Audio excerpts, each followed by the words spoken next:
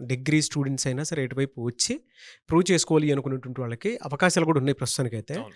But ఎలా, ఏ విధంగా ఆ ప్రాసెస్‌ని కంటిన్యూ చేయాలి? సో, కొంచెం రీసెర్చ్. ఏం రీసెర్చ్ చేయాలి అంటే, అసలు వాళ్ళకి ఇప్పటి వరకు ఐటీలో ఏమీ తెలీదు. అసలు ఐటీలో ఏ టైప్ ఆఫ్ రోల్స్ ఉంటాయి ఫ్రెషర్స్‌కి, ఏ టైప్ ఆఫ్ టెక్నాలజీస్ ఉన్నాయి, ఆ technology related for suppose programming languages తీసుకుందాం. Java, Python.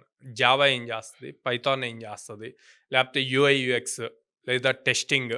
సో, ఇట్లాగా కొంచెం రీసెర్చ్ చేసి వాటి గురించి తెలుసుకుంటే వాళ్ళకి కొంచెం అవగాహన వస్తది. ప్రోగ్రామింగ్ లాంగ్వేజెస్ ఏదో ఒకటి స్ట్రాంగ్‌గా నేర్చుకోవాలండి. ఓకే. ఎందుకు అంటే సాఫ్ట్‌వేర్ ఇండస్ట్రీ అంటేనే ప్రోగ్రామింగ్ రాయటం. ప్రోగ్రామింగ్ రాయకుండా టూల్స్ ఉంటాయి. కానీ అది ఒక లెవెల్‌కెళ్ళాక ఖచ్చితంగా మళ్ళీ ప్రోగ్రామింగ్ రాయాల్సిందే. ఇప్పుడు ఏఐ వచ్చింది. ఆ టూల్స్ అన్నీ కూడా రీప్లేస్ అయిపోతున్నాయి. సో, ఆ ఏఐ రిలేటెడ్ స్క్రిప్ట్ అయిన రాయాలి గదా! సో, హ్మ్. కంపల్సరీగా ప్రతి ఫ్రెషర్ ఏదో ఒక ప్రోగ్రామింగ్ లాంగ్వేజ్ నేర్చుకోవాలి. నేర్చుకున్న సబ్జెక్ట్‌ని రియల్ టైమ్‌గా ఇంప్లిమెంట్ జేయాలి. ఎలా ఇంప్లిమెంట్ జేస్తారు? ప్రాజెక్ట్స్ బిల్డ్ జేయొచ్చు. కామర్స్ ప్లాట్‌ఫార్మ్ బిల్డ్ జేయొచ్చు. లెర్నింగ్ మేనేజ్‌మెంట్ సిస్టమ్ బిల్డ్ జేయొచ్చు.